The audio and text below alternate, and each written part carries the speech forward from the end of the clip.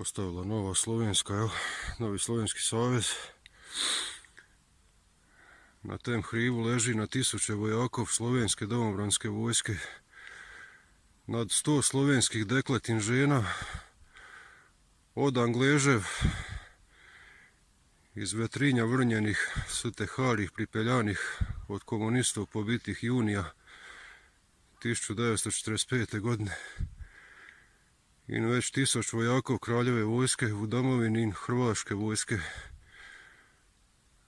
Vsem naj da Bog večni mir in pokoj. Evo na ovome brdu je hrib, leži na 1000 vojnika Slovenaca, slovenske domobranske vojske, to su bjelogardejci. Evo vidite, čak i žena,